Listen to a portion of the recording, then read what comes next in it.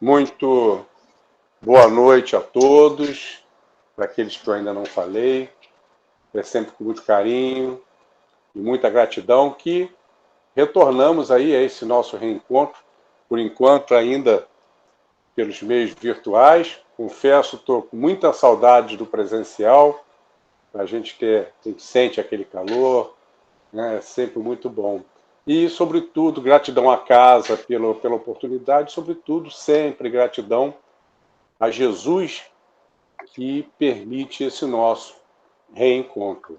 Como foi dito, tema escolhido para esta noite, a importância do culto do Evangelho no lar. Tem muita gente que diz que culto do Evangelho no lar é invenção do espírita. Isso é coisa de espírita. Lê do engano. Pois o culto do Evangelho do lar remonta muito antes do Espiritismo. Vamos voltar 2000 anos, cerca de 2000 anos, e estava o Mestre Jesus hospedado provisoriamente em casa de Simão Pedro.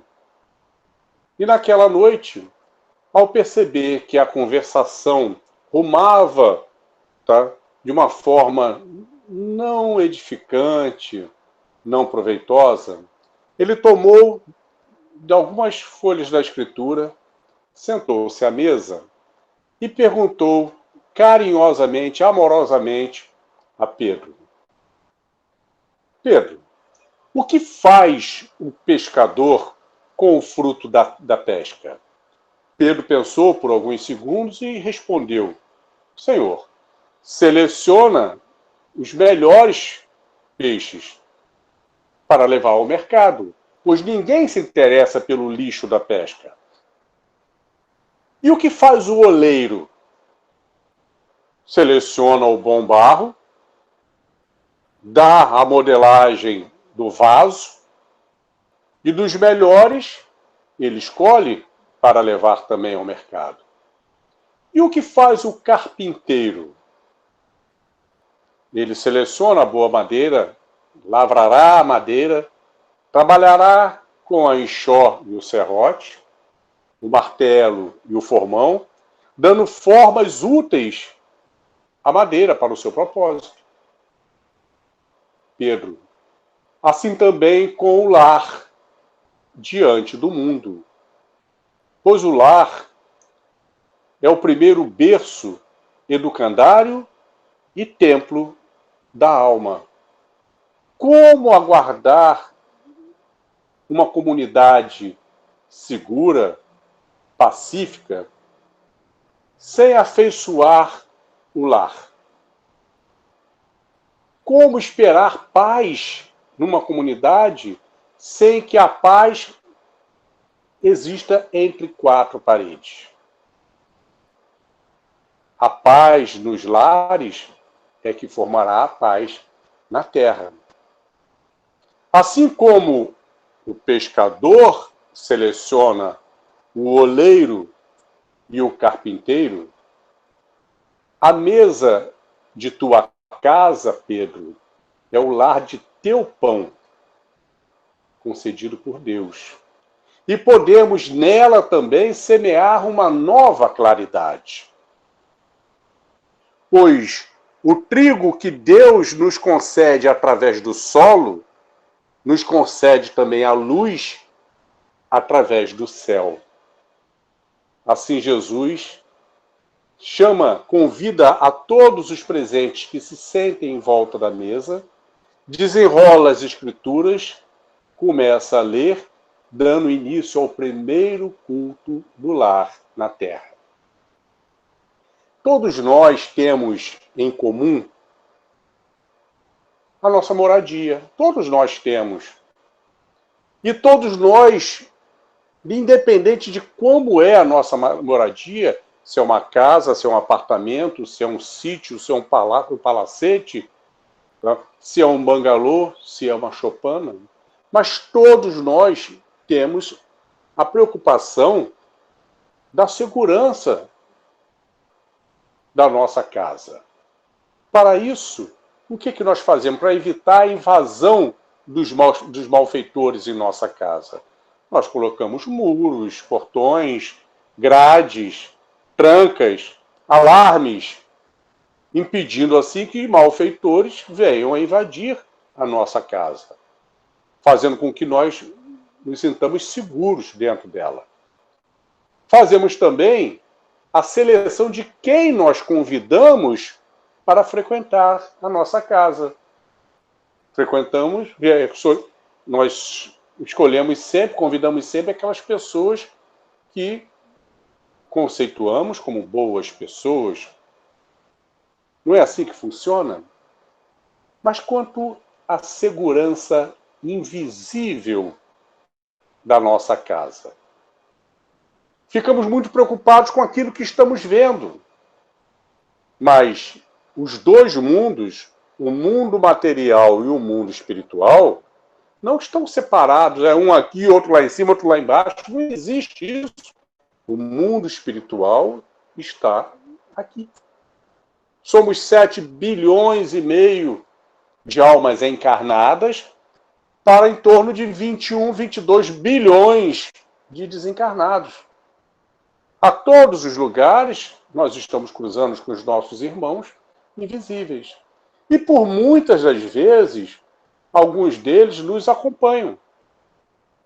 Quando esses são irmãos ainda de ordem de desenvolvimento ainda inferior, ainda tomados pela maldade, ainda tomados pelos maus sentimentos, as suas intenções, obviamente, não são as melhores, mas identificam alguma coisa em nós e nos acompanham.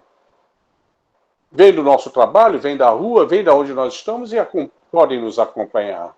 Além daqueles a quem somos devedores do passado, nossos obsessores, que quando nos encontram, fazem de tudo para nos desviar da harmonia, da paz, da tranquilidade.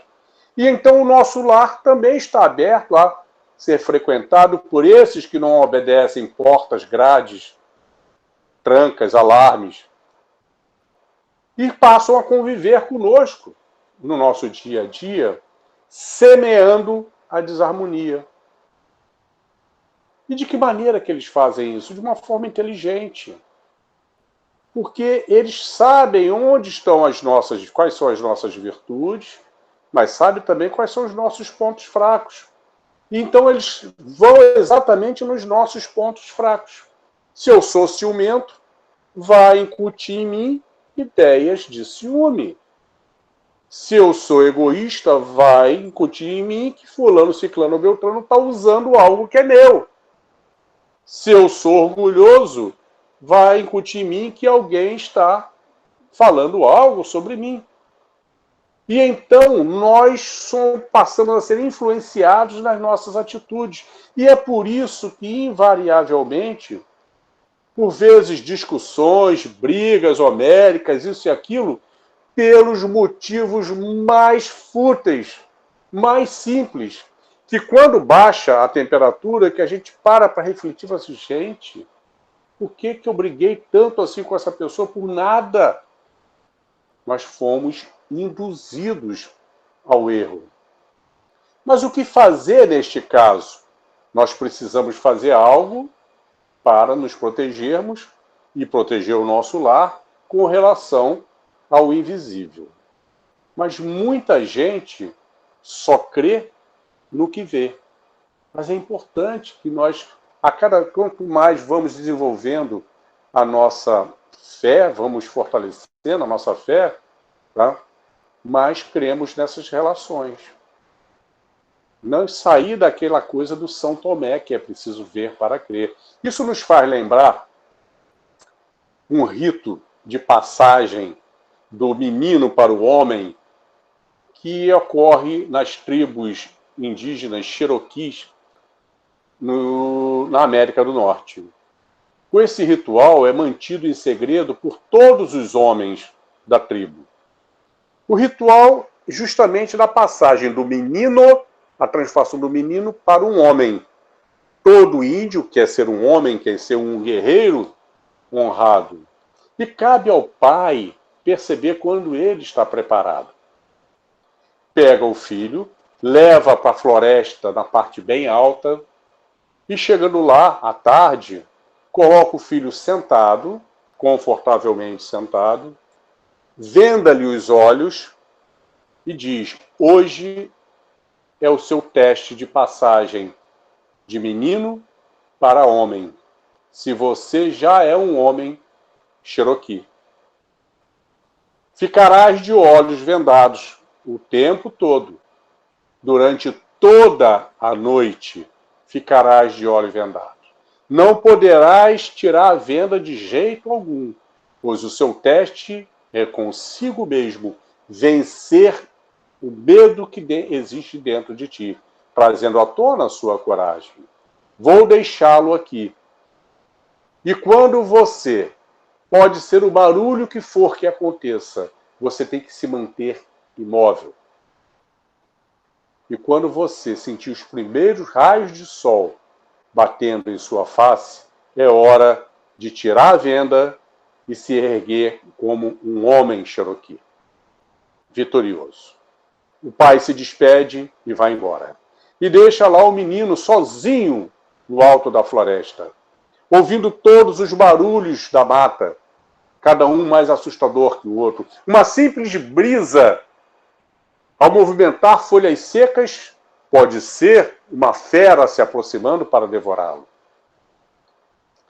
As horas passam e ele luta contra o medo e vence através da sua coragem. E quando os primeiros raios de sol batem ao seu rosto, ele, satisfeito que venceu, retira a venda. E qual é a sua surpresa ao perceber que o seu pai passou a noite inteira sentado diante dele em silêncio, estando ali para protegê-lo? A sua satisfação são duas. A primeira é de ter se transformado num homem, e a segunda, em ter a certeza que mesmo que a gente não consiga ver, o Pai estará sempre zelando por nós. E é isso que nós precisamos, de uma vez por todas, confiar no zelo daquilo que está invisível. Se temos ainda irmãos malfeitores, temos também os benfeitores a zelar por nós. Contanto que nós queiramos convidá-los, queiramos vibrar positivamente junto deles. E é aí que entra a importância do culto no Evangelho no lar. Quando nós resolvemos passar a fazer o culto do Evangelho no lar, assumimos um compromisso com Jesus dentro daquela periodicidade combinada. Normalmente é semanal. Existem pessoas que gostam de fazer até diariamente. Mas o que estiver combinado há de ser cumprido. Então nós convidamos Jesus, através da sua pleiade de espíritos benfeitores, que esteja presente naquele dia e hora marcada dentro do período. Vamos aqui usar o período da semana, que é o mais utilizado. Então, semanalmente, pontualmente, nós estaremos recebendo Jesus em nosso lar, através dos seus emissários de luz. Está lá em Mateus 18, quando 2 ou mais estiverem presentes em meu nome, ali estarei presente. Ou seja, mesmo que estejamos uma única pessoa a fazer o culto, não estamos sós. 2 ou mais estão presentes conosco. E o que acontece? Nós abrimos a nosso lar para se transformar, durante aquele período de meia hora, em templo de Jesus. O lar vai se transformando à medida que nós vamos mantendo aquela constância, vamos cumprindo com a nossa parte, tá? O lar vai se transformando num farol de luz que beneficia não só a todos dentro do lar, mas a toda a redondeza. Se é num apartamento, o prédio todo. Se é numa rua de casas, a rua toda. Todos são beneficiados pela luz. E como é que é este este mecanismo de trabalho da espiritualidade? Dentro daquele dia e hora acordado. Por exemplo, na minha casa, nós fazemos toda segunda-feira às 18 horas e 30 minutos. Então, horas antes, vem parte da equipe para fazer a higienização fluídica energética do lar, retirando todos os miasmas acumulados durante a semana de nossas preocupações, nossos aborrecimentos, faz aquela limpeza, preparando todo o ambiente para receber não só os benfeitores responsáveis pelo culto do lar, como também um grupo de espíritos do mesmo padrão nosso evolutivo, também interessados no estudo do Evangelho e nos benefícios do culto, que são trazidos também, espíritos desencarnados, para estarem ali conosco, naquele que se transformou o educandário, o templo, o farol de luz de Jesus, naqueles minutos. Durante todo o culto, como acontece nas reuniões públicas nas casas espíritas, durante todo o culto que nós estamos ali concentrados no estudo do Evangelho, os benfeitores estão trabalhando, nos beneficiando dentro das nossas necessidades. Colocamos antes já um jarro com água ou garrafas com água, e eles estarão ali beneficiando aquela água, fluidificando a água, para que possa ser utilizada depois em nosso benefício. E quando acaba o culto, ainda ficam alguns dando manutenção vibratória àquilo ali. Com esta periodicidade, a vibração do nosso lar vai se elevando cada vez mais. O padrão vibratório vai se elevando cada vez mais, contanto que nós também estejamos preocupados em manter a nossa reforma íntima. Não adianta achar que eu vou botar o meu lar bacana e eu posso fazer qualquer coisa. Não. É tudo dentro de uma mesma proporção. Então, o que acontece com o passar do tempo? Aqueles irmãos que costumeiramente os nossos obsessores vêm visitar o nosso lar para tentar nos prejudicar, eles começam a não conseguir entrar. Como André Luiz coloca numa das suas obras, eu não lembro qual delas, ele relata um exemplo onde é como que o espírito recebesse até um choque. Existe uma carapaça eletromagnética de vibração alta em que eles não conseguem entrar. Muitas das vezes são até trazidos também de forma bloqueada para participar do culto. Não só para se beneficiarem, para o seu despertar.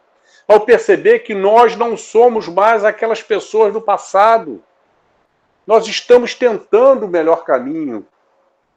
E tão bom seria que ele também se convencesse e passasse a estar do nosso lado, trilhando o caminho da verdade. E então o nosso lar vai ficando cada vez mais blindado contra as invasões dos nossos obsessores e todos os demais que vêm eventualmente nos acompanhando. O nosso sono se torna um sono melhor. Não estamos rodeados durante o sono daqueles que querem nos atrapalhar, porque não se sentem bem ali dentro. E quanto mais a vibração aumenta, mais facilmente nós temos o apoio, o concurso dos bons espíritos a estarem ali conosco.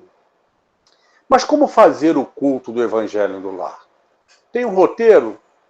Vamos fazer um resumão aqui. Não que esse roteiro esteja 100% engessado. Nós seguimos aqui a orientação do CERJ, lá na página do CERJ, a gente vê, tá? Aconselha-se que os cultos tenham de, no máximo, 30 minutos. Não quer dizer que aquela pessoa que faça habitualmente 45 minutos ou 1 hora, tá, esteja fazendo algo de ruim. Mas o culto do lar, pelo conselho, é sugerido de 15 a 30 minutos, não passar de 30 minutos. Existe um porquê. Porque o mundo espiritual, é extremamente mais organizado do que o mundo material. Quando nós vemos aqui organizações, métodos, isso e aquilo, tá? Nós estamos espelhando um pedaço do mundo espiritual. O mundo espiritual é extremamente organizado. Então, quando nós acordamos com Jesus, que o culto do lar vai ser às 18h30, por exemplo, da minha casa, às 19h, existe uma equipe que vai assumir aquele compromisso no nosso lar aqui. Mas se eu me atraso, se eu não sou pontual e começo às 18h45, não quer dizer que às 19h aquela equipe tenha que ficar comigo, se ela tiver compromisso com o outro lar. Não seria justo abandonar o outro lar que está pontual em função da minha não disciplina. Por isso é importantíssimo a pontualidade dentro do compromisso assumido. Há aqueles que fazem fora da meia hora, 45 minutos, de certo que a espiritualidade vai dedicar ali uma equipe que possa atender dentro dos 45 minutos. Mas não há necessidade. Então, o que nós fazemos? Minutos antes, é sempre bom, alguns minutos antes, a gente já sentar, já preparou a mesa, já colocou a garrafa com água, e a gente sentar e ficar caladinho, harmonizar a mente. Se souber cantar algumas músicas edificantes, dessas que a gente utiliza na casa espírita, excelente. Vamos cantando baixinho, harmonizar. Preparar a nossa ambiência para ter uma sintonia mais facilitada com os benfeitores que estarão ali a trabalhar conosco. Pontualmente, no horário marcado, vamos abrir um livro de mensagem desses pequenininhos mesmo, com tipo, é isso que nós utilizamos aqui, Minutos de Sabedoria, Sementes de Paz ou coisas... Você abrimos aquilo aleatoriamente, a gente não é pegar e abrir, é pegar, respirar alguns segundos e sentir o momento. Abra, pois eles estarão escolhendo por nós. Certamente a mensagem mais ideal para as pessoas que estão ali, aquele grupo que está ali. Lemos aquela mensagem. Se tiver várias pessoas participando, é sempre importante que cada dia seja um a ler, para que todos participem e vá quebrando a timidez. Lemos aquela pequena mensagem e uma das pessoas presentes fará a prece inicial. Lembrando que a prece inicial ela é dedicada exclusivamente ao culto. Agradecendo a Jesus a oportunidade daquele culto, rogando as suas bênçãos sobre todos nós, para que possamos ampliar as nossas sensibilidades, a nossa concentração e absorver o melhor do estudo que for feito. Possamos entender o melhor daquilo para aplicar no nosso dia a dia.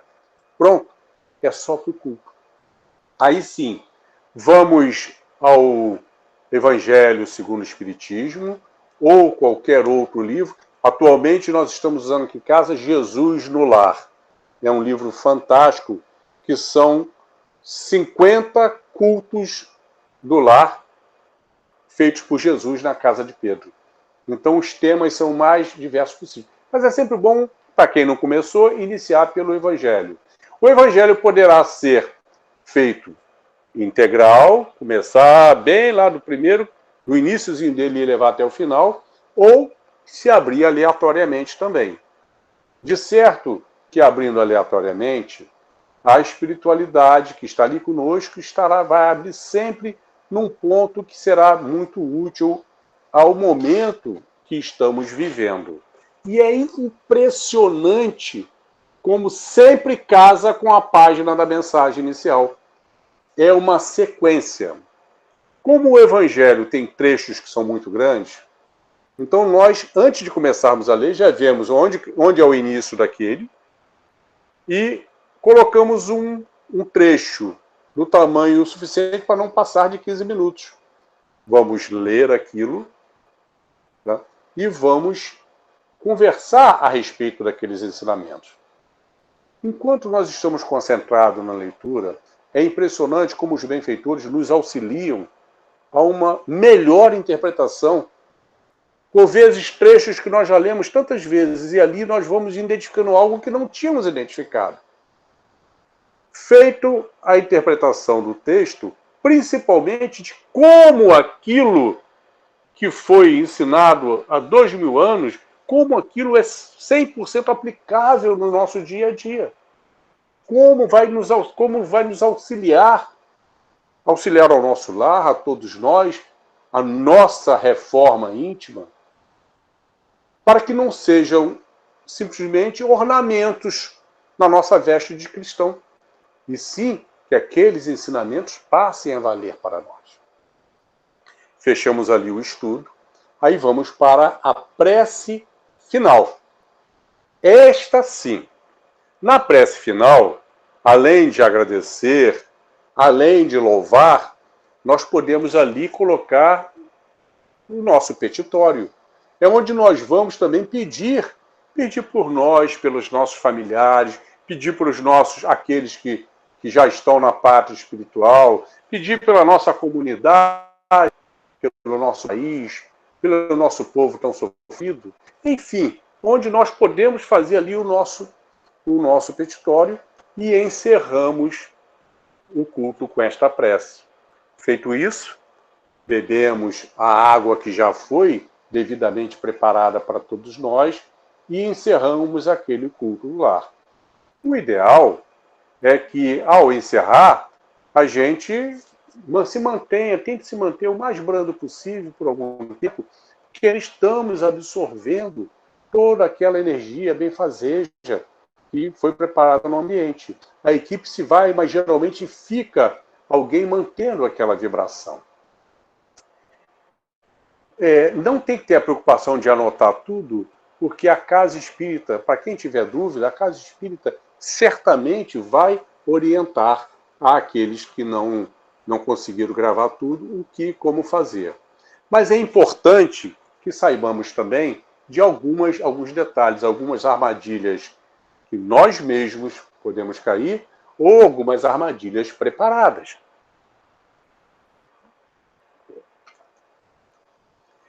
Sempre que abrimos uma página, o assunto sempre bate no momento oportuno da família. Às vezes a gente tem aquela tentação de apontar o dedo e falar assim, tá vendo? Essa foi para você certinho. Lembra o que você fez ontem? Jamais fazer isso. Jamais. Porque vai destruir aquela ambiência, aquela harmonia. Toda a corrente é tão forte quanto o seu elo mais fraco. Por mais que você saiba que aquilo foi dirigido para fulano, beltrano ou ciclano, fica quietinho. Porque ele vai saber também. Porque ele vai ser lembrado pelo seu benfeitor. Tá vendo? Lembra? Nós não precisamos fazer isso. Uma outra armadilha que, por vezes, nós cometemos é quanto ao tempo. Nos estendermos demais, às vezes, surgem. Isso foi mesmo, aconteceu isso, tá vendo só? Então, quando a gente surgiu um assunto que é aplicável, que é interessante, e a gente sabe que tem aquele compromisso de horário, gente, vamos manter o horário, agora vamos conversar logo depois do culto sobre isso aqui. É importantíssimo a gente continuar conversando. Ótimo! Vamos solidificar o aprendizado.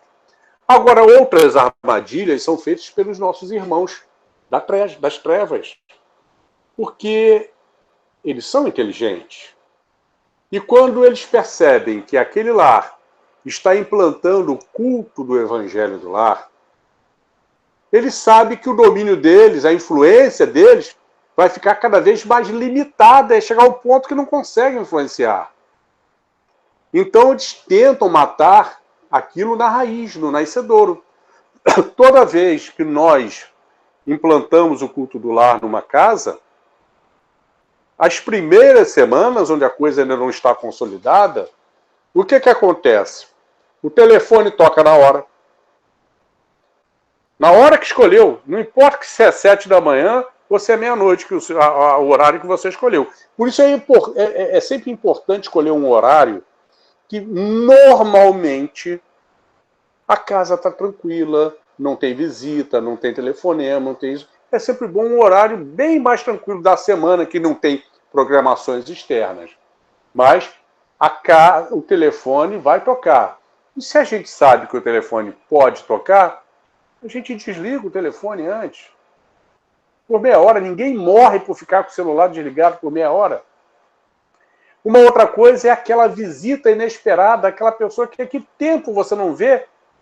E Luiz, estava passando aqui pertinho, lembrei de você, vim te dar um abraço rapidinho. Ele veio trazido para interromper o culto do lar. Ou aquele vizinho que chega para resolver aquela questão que ele está enrolando há 2 meses. Mas é naquela hora que ele lembrou de vir conversar com você. O que a gente faz no momento desse? É só a gente comparar o que faria no mundo material. Imagine você recebendo em sua casa a visita de uma pessoa ultra importante. Você está lá e aquela pessoa ela vai ficar só poucos minutos. E você está lá feliz da vida, recebendo aquela personalidade. Aí chega uma visita, ou chega um vizinho te chamando, você vai largar aquela visita e ficar de papo com o vizinho? Claro que não. Você vai, por boa educação, chegar até ele e falar assim, olha só, eu estou aqui com uma pessoa, estou recebendo uma pessoa, e daqui a pouquinho ela está indo embora. 15 minutos mais ela está indo embora. Eu vou lá e te chamo. Se é uma visita, olha só, nós estamos aqui recebendo uma pessoa, então você senta aqui, pode sentar junto. No culto do lar, a mesma coisa. Vai chegar para o vizinho, vai chegar para a vizinha e falar assim, olha só, nós estamos fazendo o culto do Evangelho de Jesus no lar, onde ele está presente. Quer participar com a gente? Ele pode vir participar, seria ótimo. Ah, não, eu prefiro não. Então, só mais 15, 20 minutos eu estou te chamando. E para a visita, olha, se você não quer participar, fica aqui. Vou te botar na cozinha mesmo. Fica ali na cozinha, tal. Dentro de 10 minutos está acabando. Ótimo. E nós mantemos o nosso compromisso com o nosso convidado maior. Não tem convidado mais importante para o nosso lar do que Jesus. Assim, não podemos cair nesse tipo de... A gente passa a receber convite para evento fora exatamente no dia e hora do culto. E o que fazer nesse momento? Fazer que, olha só, vou chegar atrasado, porque eu tenho um compromisso já assumido nesse horário. Pronto, é o que vai acontecer. E se nós viajarmos? Se viajou todo mundo, a gente avisa no culto anterior a espiritualidade e na semana que vem faremos em outro lugar. Mas se ficou uma única pessoa, ela faz. Um outro problema, outro obstáculo ao culto e quando nós estamos fazendo o culto, mas existem outras pessoas na casa que são de outras religiões e não querem participar. Não tem problema nenhum, ninguém é obrigado a participar forçado. Por vezes o nosso filho não quer participar. Ninguém é obrigado a participar forçado. Mas nós vamos fazer do mesmo modo, lendo em voz alta, fazendo a prece em voz alta. É importantíssimo que tudo seja feito em voz alta. Não é gritando, voz alta normal. Até porque muitos daqueles irmãos desencarnados que são trazidos para participar do culto, também no aprendizado, muitos deles ainda não desenvolveram a segurança da conversação mente a mente. Muitos deles, pelo estágio evolutivo, precisam ouvir.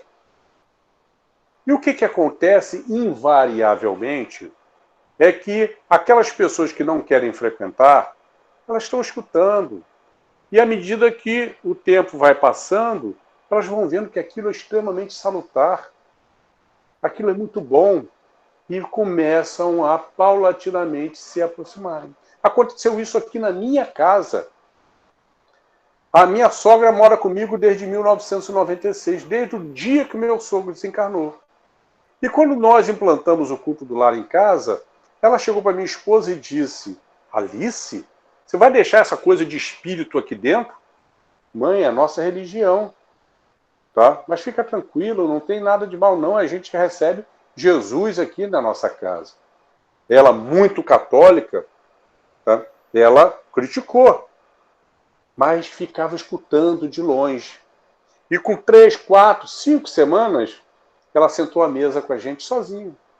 E mais algum tempo, ela já preparava a mesa, era ela que botava a jarra com água, pegava o livro, colocava. Olha que maravilha. Sem nunca ter deixado de ser católica. Há mais ou menos 15, 16 anos, minha mãe e meu paizinho vieram morar comigo também. Minha mãe, da Igreja Universal do Reino de Deus. Chegou no dia do primeiro culto, que ela estava aqui, eu, mãe, vamos fazer agora o culto do Evangelho no lar. Quer participar? E ela responde, está amarrado em nome de Jesus. É em nome dele mesmo, mãe, que a gente faz, é com Jesus mesmo. Mas fica aí, não precisa ir não. E fazíamos normalmente, e ela ficava de longe ouvindo. Não deu outra. Um mês ela perguntou se podia participar também, porque ela escutava e achava bonito. E passou a frequentar assiduamente. Ao ponto de que um dia ela chegou para mim e falou assim, meu filho, a minha cabeça não está boa, eu já não sei mais se eu sou evangélico ou se eu sou espírita. Eu falei assim, mãe, você é cristã, é isso que importa. O que importa é que você é cristã, não se preocupe com isso. Então, os benefícios do culto do Evangelho no lar são benefícios ao nosso lar como blindagem, benefícios diretos a nós, porque passa a ser o nosso porto seguro, o nosso reduto de tranquilidade. De que adianta uma casa com o que há de melhor nas instalações e não temos um sono tranquilo, não temos paz, não temos harmonia? E então, com o hábito do culto do Evangelho no lar, nós passamos a ter mais paz, mais tranquilidade. Dormimos, às vezes, menos horas, mas acordamos bem, satisfeitos, porque a ambiência favorável ao concurso dos bons espíritos e não dos maus espíritos. E saímos de casa para as nossas atividades com as nossas baterias recarregadas. De certo, muitos deles vão estar do lado de fora esperando para a gente, mas nós estamos recarregados nas nossas baterias, recarregados pelo amor, pela paz. Assim, culto do Evangelho do lar. Por que não fazer? Não existe nenhum motivo para que não o façamos. Quem é que não gosta de receber em casa uma boa visita? Se eu pudesse, eu queria receber visita na minha casa todo dia. Mas não posso. Porque sempre a gente quer oferecer uma guloseima, isso e aquilo. Além de sair caro, a gente vai engordar junto. O culto do Evangelho do lar, a gente recebe a equipe de Jesus. Não precisamos oferecer nada senão a nossa boa vontade e o nosso amor. Não engorda, só fortalece a nossa fé, a nossa convicção. Isso me faz lembrar de uma música sertaneja que a mim muito marcou desde a primeira vez que eu ouvi. Fiquem tranquilos que eu não vou cantar. Na qualidade de cantor, eu sou um economista razoável, tá? Mas a letra da música mexe muito comigo. Eu tenho certeza que vocês, até muitos, já devem conhecer esta música, chamada Um Jantar para Jesus. E a letra diz assim: convidei Jesus para jantar lá em casa. Preparei um frango assado para o jantar. Eu não tenho muito, tudo é muito simples, mas eu fiz de tudo para lhe agradar. Tudo preparado, a mesa posta. Alguém bateu a porta. Corri para atender. Era um mendigo. Estava faminto, me pedindo algo para comer. Eu pensei, e agora o que eu faço? Se tirar um pedaço, Jesus vai perceber. Mas tirei com jeito uma coxa do frango e dei ao mendigo para ele comer. Ele foi embora dizendo obrigado, que em sua mesa nunca falte o pão. Feliz é o homem que tem caridade, porque traz amor em seu coração. Eu entrei e fui, conferi a mesa para ver se tudo estava no lugar. De repente, batem a porta outra vez. Eu pensei, agora é Jesus que acabou de chegar. Quando abri a porta, era uma criança, toda maltrapilha e de pés no chão. Com o seu olhar, além do alimento, me pedia também um pouco de atenção. Eu entrei, fui e peguei a outra coxa, mas que depressa a criança comeu. Vi sua alegria estampada em seu rosto, quando com um sorriso me agradeceu. Muito obrigada, que Deus lhe abençoe, que em sua mesa nunca falte o pão. Feliz é o homem que tem caridade, porque traz amor em seu coração. Passou mais algum tempo e chegou Jesus e sentou-se à mesa para a refeição. Ele olhou para o frango e eu lhe disse, coma.